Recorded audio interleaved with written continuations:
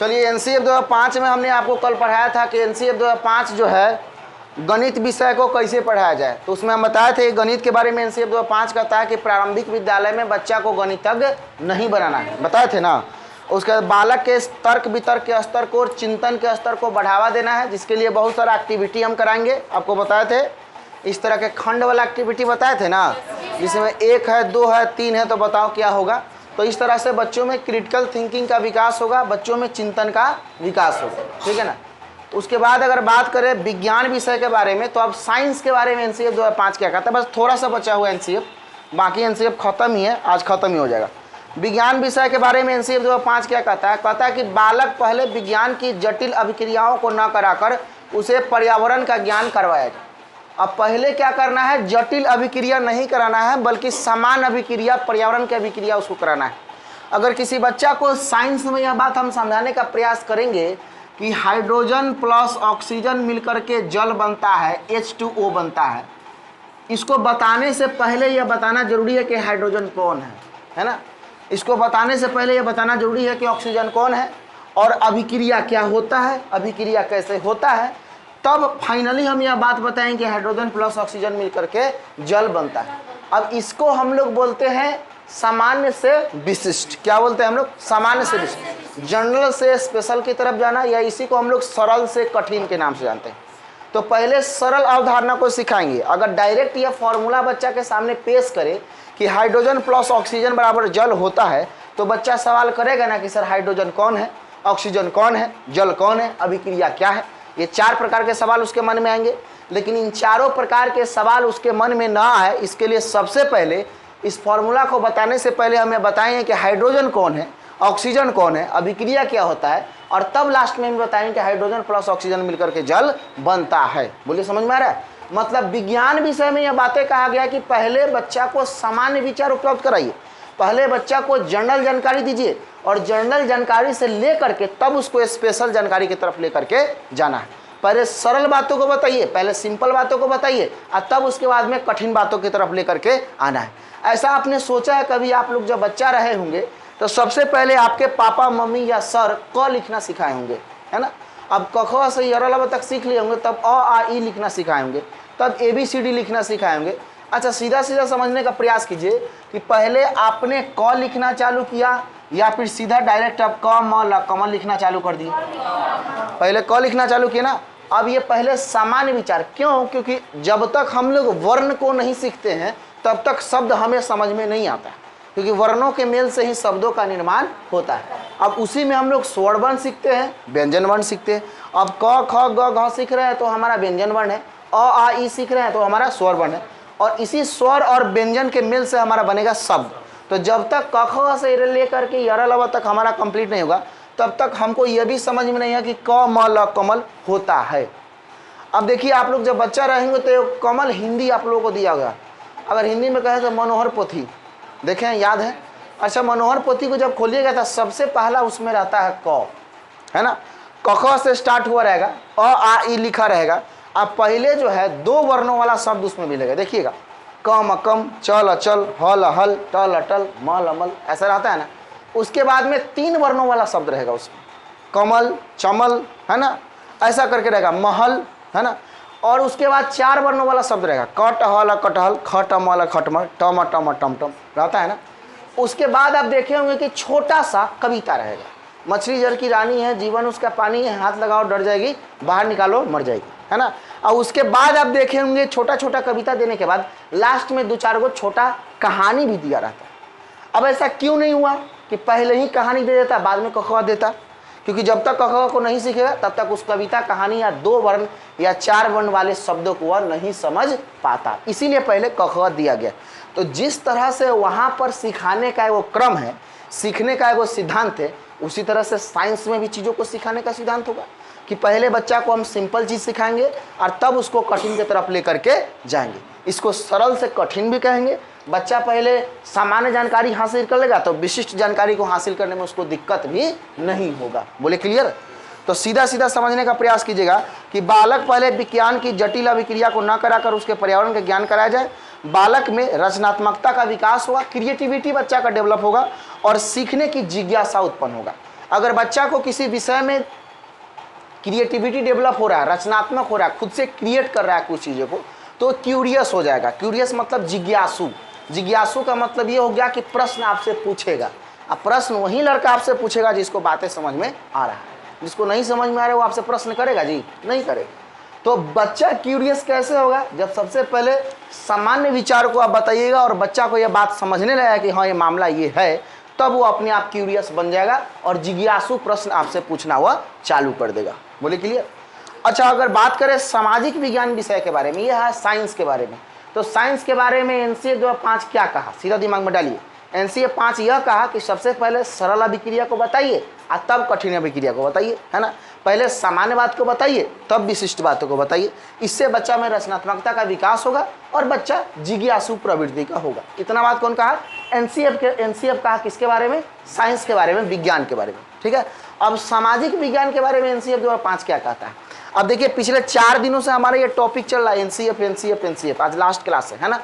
तो फिर अब सामाजिक भी, अब उस समय भी हम आपको बताए हुए थे कि एनसीएफ हर विषय के तथ्य में घुसा हुआ है। चाहे गणित की बात करें, चाहे साइंस की बात करें, चाहे मैथमेटिक्स की बात करें, है ना, चाहे सोशल साइंस की बात करें, सब में कुछ ना कुछ विचार अपना एनसीएफ दिया हुआ है। अब बात करते हैं कि सामाजिक विज्ञान में एनसीएफ 2005 क्या विचार दिया है। तो सबसे पहले बात कर लेते हैं इतिहास के बारे में। अगर सामाजिक विज्ञान में हिस्ट्री की बात करें, ऐसा नहीं हो सकता है। अब हिस्ट्री के बारे में एनसीएफ 2005 क्या कहता है? हिस्ट्री के बारे में एनसीएफ 2005 कहता है कि इसमें बच्चा को सामान्य जानकारी उपलब्ध कराना ही होगा। मतलब एनसीएफ 2005 भी यह बात को मानता है कि इसमें जो तथ्य दिया हुआ है उस तथ्य का जानकारी उपलब्ध बच्चा को कराना होगा। मतलब रट्टा मार विधि इसमें भी कह रहा है। कौन? एनसीएफ 2005। देखिए, इसमें कहता है कि सामान्य जानकारी उपलब्ध कराई जाए। देखिए, इतिहास के सामने लिखा हुआ है, तो जनरल जानकारी उपलब्ध कराना है किसके अंतर्गत में? इतिहास विषय। लेकिन अगर वही बात करें राजनीतिक विज्ञान की, पॉलिटिकल साइंस की, तो पॉलिटिकल साइंस में कह रहा है कि बच्चा को समाज से जोड़कर पढ़ाया जाए। अब सोशल या समाज से जोड़कर हम बच्चा को आराम से पढ़ा सकते हैं। कौन सा? राजनीतिक विज्ञान, जिसको हम लोग पॉलिटिकल साइंस कहते हैं। जैसे 2-3 मुद्दा हम आपके सामने रखते हैं। सबसे पहले अगर हम बात करें इसका पूर्वाग्रह एक टॉपिक है जो आपको क्लास 8वीं में पढ़ना है पॉलिटिकल साइंस में, है ना। उसके बाद में अगर हम बात करें रूढ़िवादिता, है ना। उसके बाद अगर बात करें भ्रूण हत्या, उसके बाद बात करें बाल विवाह। अब ये सब कुछ ऐसा सोशल इशू है, कुछ ऐसा सामाजिक मुद्दा है। ये सामाजिक मुद्दा क्या होता है कि अगर आप समाज से जोड़कर सिखाएंगे तो बच्चा जल्दी सीख लेगा। पूर्वाग्रह के बारे में सीधा समझने का प्रयास कीजिए। जो पहले से हमारे दिग में ग्रहण हो जाता है, हमारे दिमाग में ग्रहण हो जाता है, हमारे जहन में बैठ जाता है, उसको हम लोग पूर्वाग्रह कहते हैं। जमाना के अनुसार अपने आप को अपडेट नहीं करते हैं और पहले वाला बात अभी तक रखे हुए हैं वर्तमान स्थिति तक, तो वह हमारा बीमारी है जिसको पूर्वाग्रह और एक सामाजिक समस्या भी है। और आज की डेट में इसी पर हम आपको बता रहे हैं, पढ़ी लिखी बहू सबको चाहिए, लेकिन प्राइवेट स्कूल में पढ़ाने हमारी बहू नहीं जाएगी। अब ये क्या है? पूर्वाग्रह। अब क्या है ना कि बहुत लोगों को जो ना शादी के पहले जो है ग्रेजुएशन लड़की होनी चाहिए, बीएड होनी चाहिए। भैया हमारा बेटा है, पढ़ा लिखा लड़की से शादी करेंगे, लेकिन जब वो लड़की शादी होकर के जब आ जाती है तो पढ़ी लिखी है, ऑटोमेटिक उसका क्यूरियोसिटी है कि भाई वहाँ जाकर के स्कूल में पढ़ाए।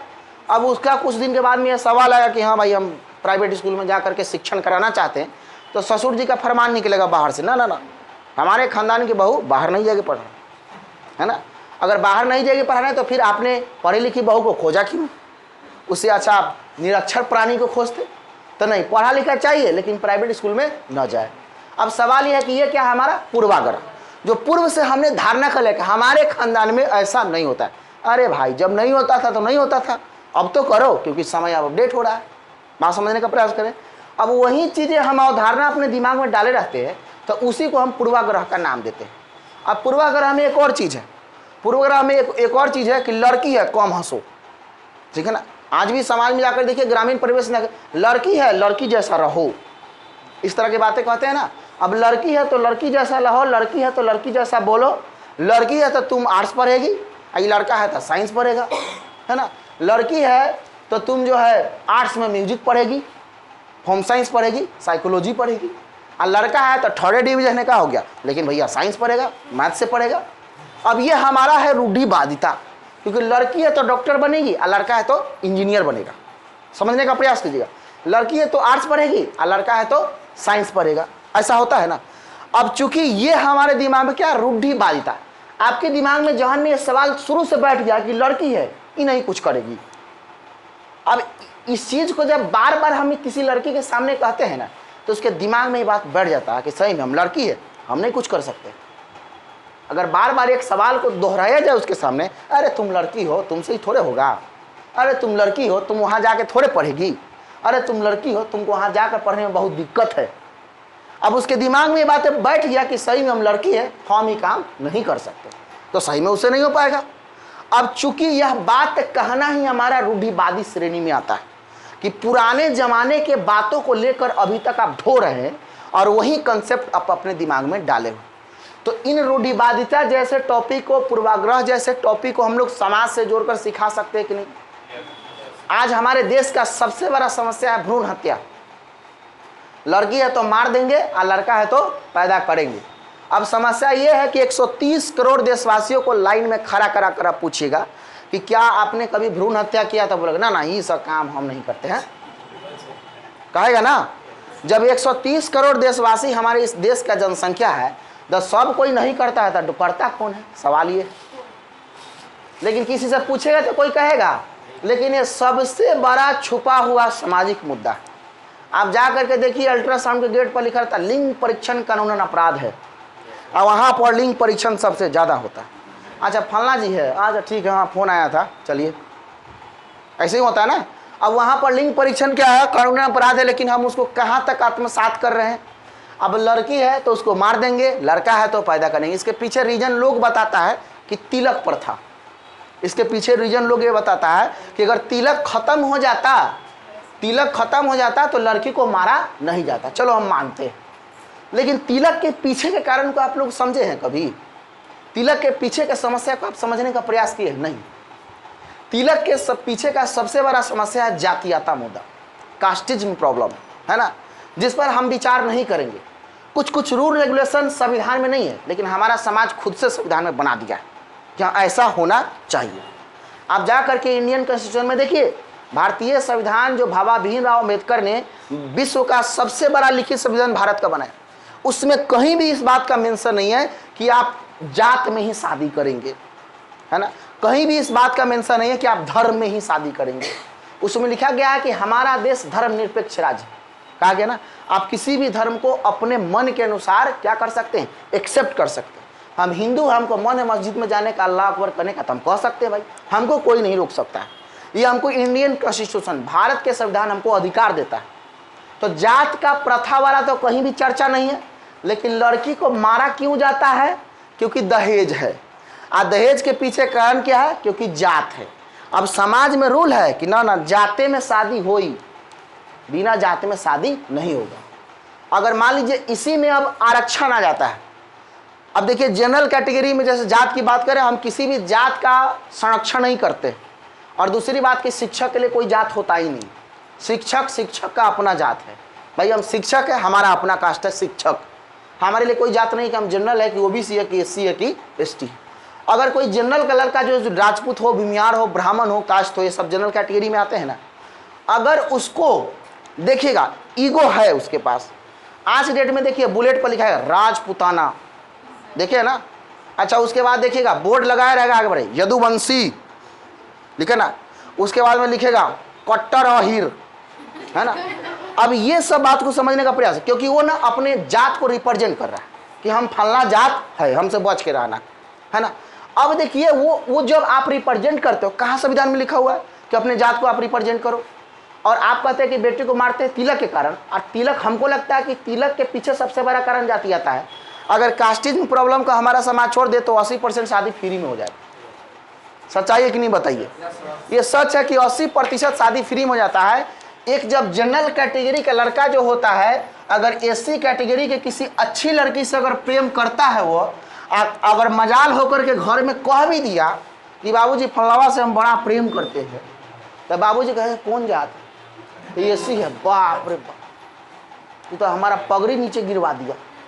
ग्रामीण परिवेश की बात कर रहे हैं और बोलेगा ऐसा हो ही नहीं सकता है। राजपूत होकर के तुम एससी कैटेगरी की लड़की शादी करे, ऐसे कैसे सोच लिया तुम? एकदम नहीं होगा। अब वो बच्चा क्या करेगा? जिसको चाहता था उससे शादी तो हुआ नहीं, फ्रस्ट्रेशन में 15 लाख लेगा, क्या करेगा? अब इसका सबसे बड़ा रीजन क्या है? जातीयता प्रॉब्लम, क्योंकि हमको जात में ही करना है। तो देखिए भ्रूण हत्या के पीछे कारण क्या? भ्रूण हत्या के पीछे कारण है हमारा तिलक प्रथा, और तिलक प्रथा के पीछे कारण है हमारा जात समस्या, कास्टिज्म प्रॉब्लम। अगर ये दोनों समस्याओं को अलग अलग खंडित कर इस पर विचार, जबकि संविधान में कहीं नहीं लिखा हुआ है, लेकिन खंडित कर अगर इस पर विचार किया जाए, यह हमारा समाज का रूल रेगुलेशन है, केवल अपने मन से बना हुआ है कि हम फलना जात है वही जात में शादी करेंगे। ये हमारा समाज का रूल है, इंडियन कॉन्स्टिट्यूशन में कहीं भी रूल नहीं। आप अगर धर्म परिवर्तन करते हो, कल्चर भी अपने से बना है, संस्कृति भी क्या करता है? लोग अपने से उसको डेवलप किया। ऐसा थोड़े ना बोला कि हाँ आप जाकर संविधान में देखिए, कहीं भी संस्कृति को बनाने का या संस्कृति कैसा होना चाहिए उस पर कहीं भी बचाए रखने के लिए उस पर दिया जाता है। अब जो भारत के संस्कृति को कहा है कि महिलाओं को साड़ी पहनना चाहिए, भारतीय संस्कृति का प्रतीक है, कहा जाता है ना। अब उस संस्कृति को बचाना, लेकिन जाकर देखिए दिल्ली में जाकर देख लो, अब वहां पर संस्कृति को बचाना है, कल्चर को बचाना है। अब वहीं यहां पर है कि अपने से नियम कानून मत पेश करो यार। अगर आपको लगता है कि हाँ भ्रूण हत्या गलत है और उसके पीछे का कारण तिलक है, तो तिलक के पीछे कारण भी कुछ ना कुछ है, उस पर भी कभी विचार कर लिया करो। लेकिन नहीं, उस पर विचार नहीं करेंगे, क्योंकि उस पर विचार करेंगे तो खुद पकड़े जाएंगे, क्योंकि खुद वो समर्थक है जात का, इसीलिए वो पकड़ा जा रहा है। समझ रहे ना? तो इन सब मुद्दा को, जैसे आप बाल विवाह वाला मुद्दा हो गया, 18 वर्ष से कम उम्र में शादी कर देना, है ना। अब वो भी हमारा क्या है? सामाजिक समस्या है। अब उन सब सामाजिक समस्या, ये जितना भी टॉपिक हम आपको बताए हैं, इस सब को क्या हम बच्चा को समाज से जोड़कर नहीं सिखा सकते हैं? क्या समाज से हम व्यवहारिक तौर तरीका से नहीं सिखा सकते हैं कि पूर्वाग्रह क्या है, रूढ़िवादिता क्या है, भ्रूण हत्या क्या है, बाल विवाह क्या है? कि ये सब तो आराम से हम समाज से जोड़कर सिखा सकते हैं कि बउआ किस तरह से हमारे समाज के लिए हानिकारक है, कैसे हमको इसको रोकना चाहिए, इस पर क्या क्या विचार करना चाहिए, हमारा क्या क्या सही कदम होना चाहिए। इस सबको तो आराम से लेक्चर देकर के समाज से जोड़कर हम सिखा सकते हैं।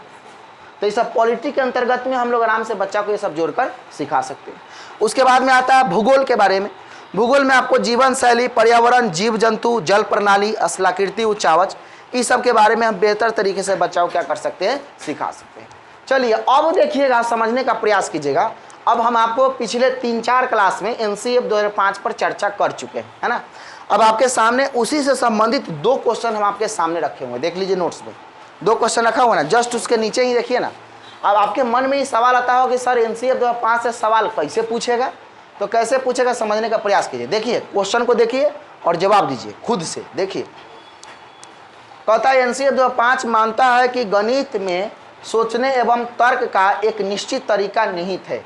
मतलब कह रहा है कि एनसीएफ 2005 यह मानता है कि मैथमेटिक्स में सोचने और तर्क का एक तरीका निश्चित होता है। चलो भाई, नीचे दिए गए कथनों में से वो कथन चुनिए जो उपयुक्त सिद्धांत का पालन नहीं करता।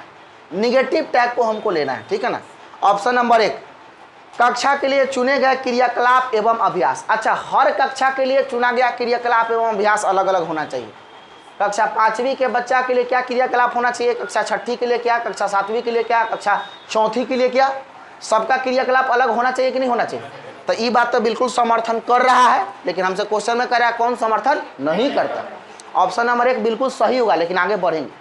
अब 2 नंबर कहता है पाठ्य पुस्तकों में प्रस्तुत सामग्रियों को लिखने का तरीका। हाँ, अभी बात सही है कि पाठ्य पुस्तक में सामग्री को लिखने का अलग अलग तरीका होता है। अभी हम आपको बताएं, देख लीजिए, पहले क ख, तब 2 वर्ण वाला शब्द, तब 3 वर्ण वाला, तब 4 वर्ण वाला, तब 5 वर्ण बना, तब कविता, तब कहानी, उसके बाद उसका प्रश्न उत्तर। अब ये क्या हुआ? लिखने का तरीका नहीं था कि नहीं है? हर सब्जेक्ट का अपना लिखने का तरीका नहीं था कि नहीं है? साइंस को कैसे लिखना है, सोशल साइंस को कैसे लिखना है, पहले क्या चीज़ देना है, उसके बाद क्या देना है, उसके बाद दिखा देना। उसका लिखने का एगो ब्लू प्रिंट पहले से निर्धारित होता है कि नहीं होता है, रूपरेखा पहले से निर्धारित होता है कि नहीं था। आप पहले किसी चैप्टर में आप देखेंगे पहले ही क्वेश्चन दे दिया है, बाद में कहानी दिया हो। पहले कहानी दिया रहता है और तब उसके बाद में क्वेश्चन। अब वो क्या हुआ? लिखने का तरीका है, वो उसका रूपरेखा वैसे ही बनाया गया है। तो सब विषय का लिखने का तरीका क्या है? अलग अलग होता है। ये बात भी सही है 2 नंबर, लेकिन हमको चुना है कौन सही नहीं है। तो 2 नंबर सही, 1 नंबर सही। 3 नंबर देखिए, कहता है उसे पढ़ाने की विधि। ये भी बात सही है कि हर क्लास को पढ़ाने का विधि अलग अलग होगा। कक्षा चौथी में आप पौधा नामक टॉपिक पढ़ाने जाइएगा, बताए थे ना आप लोगों को, और कक्षा इंटर में आप पौधा नामक टॉपिक पढ़ाने जाइए, दोनों जगह पौधा नामक टॉपिक का पढ़ाने का जो विधि होगा एक ही होगा। कक्षा 4th में अलग हुआ, 10+2 में अलग हुआ, भले टॉपिक पौधा ही है, लेकिन कक्षा 4 का विधि अलग होगा और 10+2 का विधि अलग होगा। सही है ना? तो विधि भी अलग अलग होता है, इस बात को भी हम मानते हैं। चलो, तो 1 2 3 जब नहीं होगा तो 4 ना हो जाएगा। तो 4 को पढ़ लीजिए। अधिक प्रश्नों को हल करने के लिए विद्यार्थियों को निर्धारित सूत्र बताना। कभी नहीं होगा निर्धारित सूत्र बताना, निर्धारित सूत्र रटाना, केवल परिभाषाओं पर जोर देना, केवल सूत्रों को याद करवाना, केवल सूत्रों पर जोर देना, दैट इज निगेटिव टैग, है ना। एनसीएफ के अनुसार में ये सारे के सारे क्या है, नकारात्मक टैग है। इसलिए इस क्वेश्चन का सही आंसर हो जाएगा ऑप्शन नंबर 4। और आपसे क्वेश्चन नहीं पूछा जा रहा है कि कौन नहीं है, निगेटिव ना चुनना था। कैसे समझिएगा जब आप डिटेल जानकारी लीजिएगा तब। अब ये बताइए, क्वेश्चन में थोड़ा सा भी दिक्कत हुआ है? आराम से 1 2 3 छट गया कि नहीं? कैसे छटा ये भी जानने का प्रयास किया यहाँ पर, ठीक है ना। इसी तरह से ना क्वेश्चन आपके पास में आए ना, तो सबसे ज़्यादा जरूरी ये है कि इसका आंसर क्या होगा उससे मतलब मत रखिए। कौन इसका आंसर नहीं होगा पहले उसको छाट दीजिए, और नहीं होगा तो अपने आप होने वाला हो जाएगा। बात समझ रहे हैं ना। उसके बाद ये नेक्स्ट क्वेश्चन पे कहता है, राष्ट्रीय परिचर्या की रूपरेखा 2005 ने इस बात का प्रबल समर्थन किया है कि उच्च प्राथमिक स्तर पर विज्ञान शिक्षण को, मतलब साइंस टीचिंग को, उच्च प्राथमिक स्तर मतलब 6 से 8 क्लास, है ना। प्राथमिक स्तर मतलब 1 से 5, माध्यमिक मतलब 9th और 10th, प्रारंभिक मतलब 1 से 8, उच्च माध्यमिक मतलब 10+2। बनने वाले या भावी भविष्य के शिक्षक है तो इन सभी चीज़ की जानकारी आपको होनी चाहिए। प्राथमिक स्तर 1 से 5, उच्च प्राथमिक 6 से 8, प्रारंभिक 1 से 8, माध्यमिक 9 10, उच्च माध्यमिक 10+2। अगर आपसे कोई पूछे कि आप किस विद्यालय में शिक्षक है तो आप थोड़े कहिए कि हाँ 1 से 5वां क्लास वाला में है, कि बोलिएगा कि प्राथमिक विद्यालय में सहायक शिक्षक है। ये तरीका हुआ है ना। अब देखिएगा उसके बाद में कहता है, राष्ट्रीय परिचर्या के रूपरेखा 2005 ने इस बात का प्रबल समर्थन किया कि उच्च प्राथमिक स्तर पर विज्ञान शिक्षण को शिक्षार्थियों को प्रतियोगिता परीक्षाओं के लिए तैयार करना चाहिए। अरे भाई, हम कहाँ बोले हैं कि हाँ वो साइंस का टीचिंग करा रहे हैं तो मतलब बच्चा को कंपटीशन के लिए तैयार कराने लगिए? ये तो बात बिल्कुल गलत हो गया। क्या जी? अच्छा, ऑप्शन नंबर 2 कहता है, संवेगात्मक रूप में संतुलित बनाने में शिक्षार्थियों की सहायता करनी चाहिए। संवेगात्मक मतलब इमोशन। तो विज्ञान में क्या नहीं इमोशन छुपा हुआ है? कवि का भाव थोड़े है जी, हिंदी का कविता कहानी थोड़े है कि हम अपना भाव प्रकट कर रहे हैं, इस पर सोचो विचारो। इमोशन का मतलब क्या होता है? संवेग। संवेग को ही इमोशन बोलते। क्रोध, भय, घृणा, प्यार, द्वेष, ये सब क्या है? संवेग, इमोशन है। तो साइंस में कहाँ इमोशन है भाई? अरे हाइड्रोजन प्लस ऑक्सीजन H2O होगा तो होगा, आपका मन से नहीं हो जाएगा कि ना सर मन है इसको पानी नहीं बनाइए सर, सोडियम बना दीजिए ना। ऐसा हो पाएगा? नहीं हो पाएगा, क्योंकि वहाँ पर ना आपका रुचि काम करेगा और ना आपका इमोशन काम करेगा। इमोशन काम करेगा आपका कविता में, इमोशन काम करेगा कहानी में, कि कभी अगर झरना के पास में बैठा हुआ है तो उसका दिल बदल सकता है ना। अगर पहाड़ों के वादियों में जाकर बैठा है तो उसका मन बदल सकता है। और कोयल जो सूखे पेड़ पर बैठकर कू कू कर रही है तो उसका भाव बदल सकता है कि कोयल क्या कहना चाहती है। लेकिन साइंस और मैथ के भाव कभी नहीं बदल सकता भाई। अगर 2 × 2 4 होगा तो होगा, पहाड़ पर बैठ के बनाइए फिर भी 4 होगा, घरे बैठ के बनाइए फिर भी 4 ही होगा। क्योंकि साइंस और मैथ का जो कंसेप्ट है वो कभी हमेशा क्या होता है? अडिग होता है, यथार्थ होता है, कभी वो हिलने वाला नहीं। अगर A+B का whole square A² + B² + 2AB है तो है। सर जी मन नहीं है 3AB कह दे, ऐसे थोड़े होगा। ये आपके रुचि पर कोई प्रभाव नहीं देता। विज्ञान और साइंस आपके इंटरेस्ट पर कोई ख्याल नहीं करता है, बस ये है सो है। क्लियर बात है? तो यहाँ पर देखिए कहता है संवेगात्मक वाला तो बिल्कुल नहीं हुआ, 2 नंबर भी बिल्कुल नहीं हुआ। 3 नंबर देख लीजिए, संगणना कौशल अर्जित करने में शिक्षार्थियों की सहायता करता है। अच्छा सुन लीजिए, संगणना का मतलब होता है प्लस माइनस गुना भाग, है ना। इस कौशल को, इस स्किल को अर्जित करने में विज्ञान शिक्षण अपना रोल निभाता है।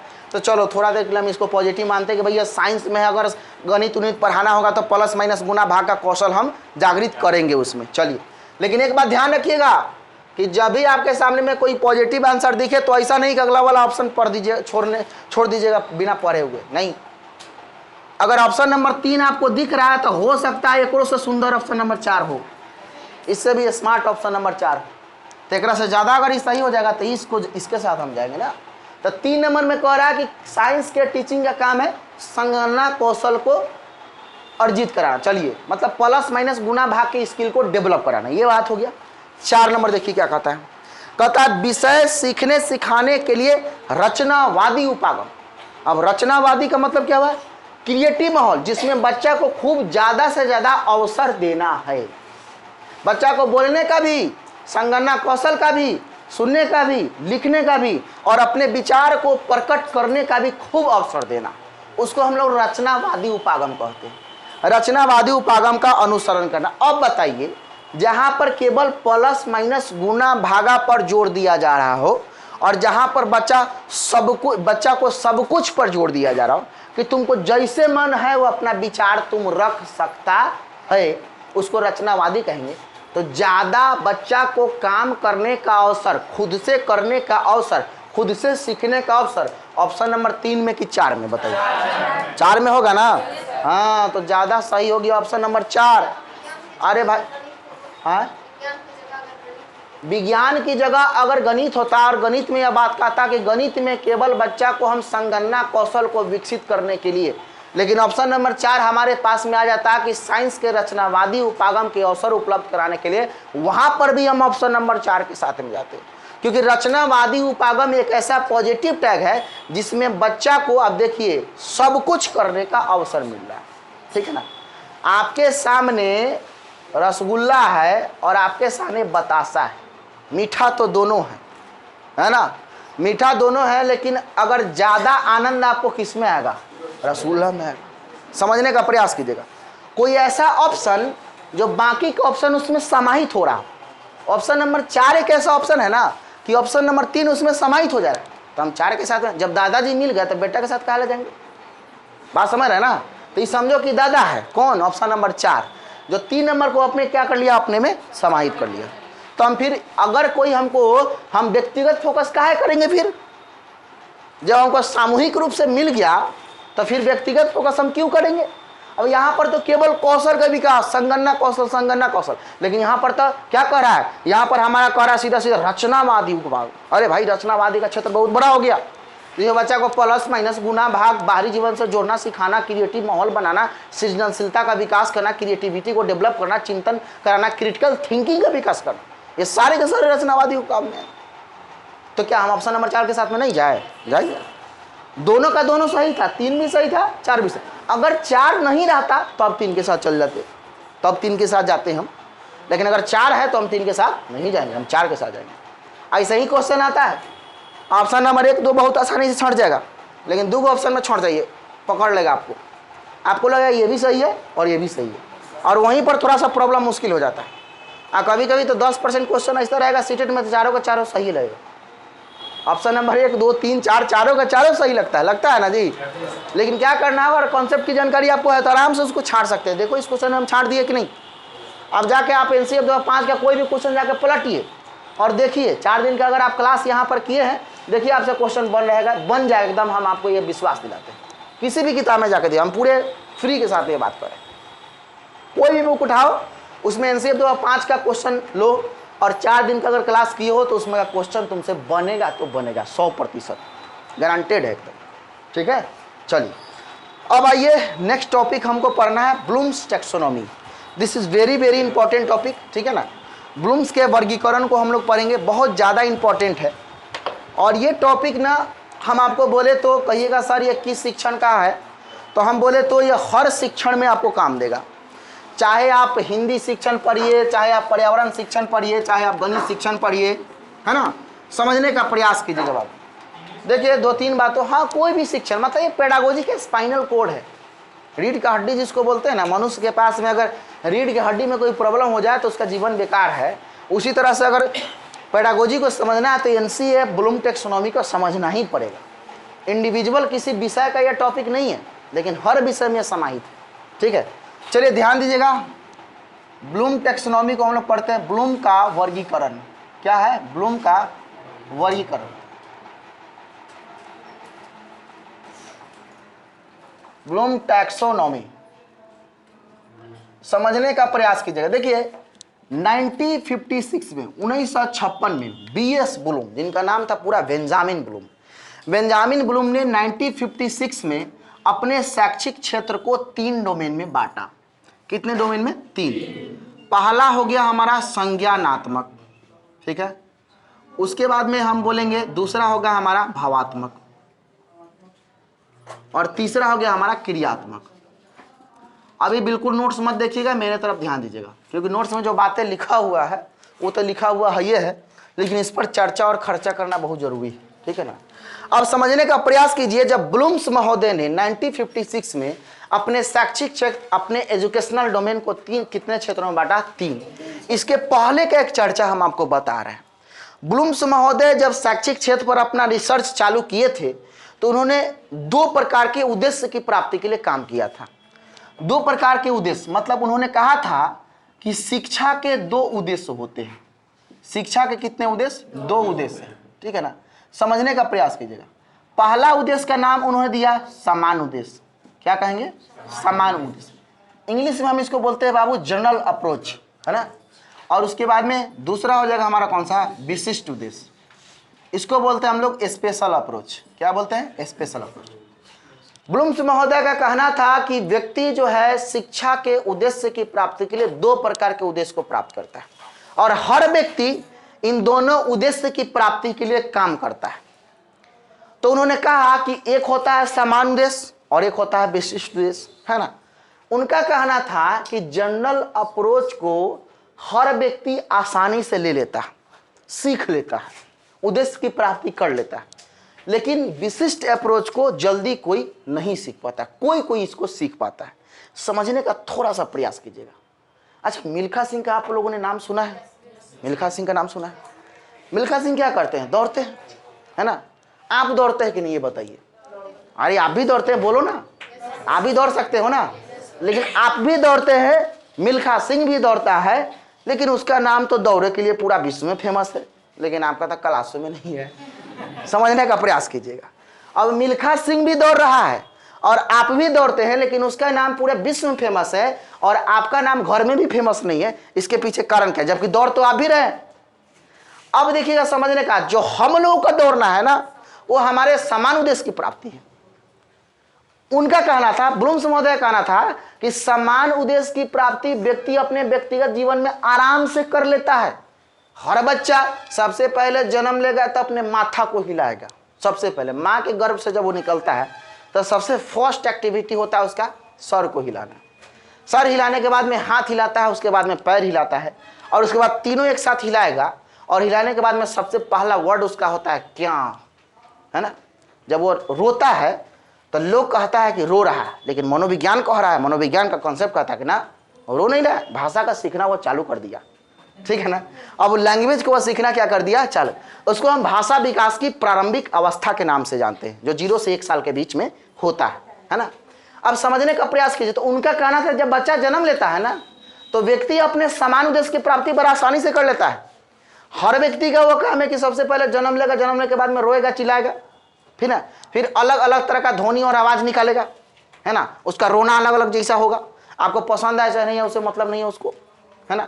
और वो रोने वाला काम उसका स्वाभाविक होगा, स्वचालित होगा। बिना चालू किए लड़का चालू हो जाता है रोना। उसमें कोई बटन भी नहीं है कि हाँ चलिए बहुत रो लिया ऑफ करो भाई, ऐसा है क्या? नहीं, क्योंकि वो क्या होता है ना, स्वचालित। स्वचालित मतलब बिना चालू किए चालू हो जाना। समझने का प्रयास किया।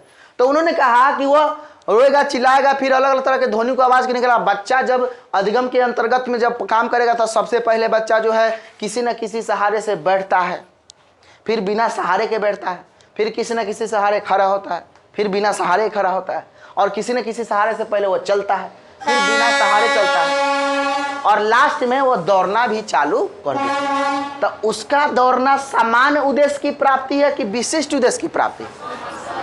जो हम सब कर लेते हैं, है ना। लेकिन उसी दौड़ने वाले चीज को मिल्खा सिंह ने स्पेशल बनाया। इसीलिए मिल्खा सिंह का नाम दौड़ के लिए पूरे विश्व में फेमस है, और हमारा नाम फेमस नहीं है, क्योंकि दौड़ में हम समान उद्देश्य की प्राप्ति किए हैं, और मिल्खा सिंह दौड़ में विशिष्ट उद्देश्य का प्राप्ति, है ना। समझ रहे बात को?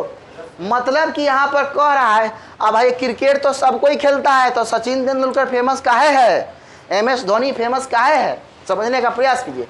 क्योंकि क्रिकेट खेल को ही अपने विशिष्ट उद्देश्य बनाया, और हम लोग क्या टाइम पास के लिए खेलते हैं, समझने का प्रयास कीजिए। तो हमारा वो समान उद्देश्य है और उनका वो खेलना विशिष्ट उद्देश्य है, समझने का प्रयास कीजिए। तो ब्लूम्स महोदय का कहना था कि जब अन्य क्रिया में ऐसा होता है तो फिर शिक्षा में भी तो ऐसा होता होगा, एजुकेशन में भी तो ऐसा होता है। बात को गहराई से समझिएगा।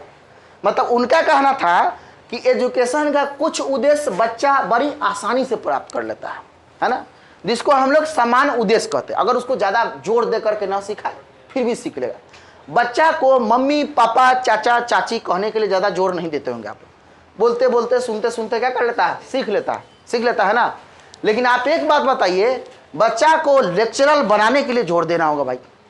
अगर उसको असिस्टेंट प्रोफेसर बनाना है तो उसको पढ़ना पड़ेगा, है ना, उसको ग्रेजुएशन करना पड़ेगा, PG करना पड़ेगा, नेट क्वालिफाई करना पड़ेगा, GRF क्वालिफाई करना पड़ेगा, PhD करना पड़ेगा, रिसर्च दिखाना पड़ेगा, तब जाके वो प्रोफेसर बनेगा, है ना। अब प्रोफेसर बनना उसका विशिष्ट उद्देश्य हो गया। अब कोई बनेगा प्रोफेसर, लेकिन PG तो कितना किया हुआ है। अब PG करना हमारे समान उद्देश्य भैया, है ना। लेकिन वो PG करके अगर कोई प्रोफेसर बना है तो अपने विशिष्ट उद्देश्य की प्राप्ति कर लिया, उसको लोग जानेगा कि हाँ फलना प्रोफेसर बन गया।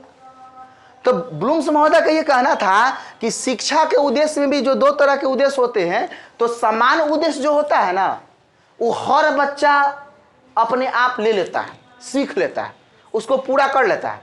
लेकिन विशिष्ट उद्देश्य जल्दी पूरा नहीं कर पाता। तो उन्होंने कहा कि हम समान उद्देश्य पर ज्यादा चर्चा और खर्चा नहीं करेंगे। हम किस पर खर्चा करेंगे? विशिष्ट उद्देश्य पर। तो उन्होंने शिक्षा के दो उद्देश्य का वर्णन करते हुए विशिष्ट उद्देश्य पर ज्यादा चर्चा करते हुए ब्लूम्स महोदय ने 1956 में अपने शैक्षिक क्षेत्र को 3 डोमेन में बांटा, जिसमें पहला है संज्ञानात्मक, दूसरा है भावात्मक, तीसरा है क्रियात्मक। अगर आपसे सवाल पूछा जाएगा कि ब्लूम्स महोदय ने किस उद्देश्य की प्राप्ति पर काम किया था, क्या कहिएगा? विशिष्ट उद्देश्य। शिक्षा के कितने उद्देश्य होते हैं? 2। पहला कौन? समान। दूसरा कौन? विशिष्ट। ब्लूम्स महोदय सबसे ज्यादा जोर किस पर दिए थे? और विशिष्ट उद्देश्य के अंतर्गत में 1956 में ब्लूम्स महोदय ने अपने शैक्षिक डोमेन को कितने डोमेन में बांटा था? पहला कौन था?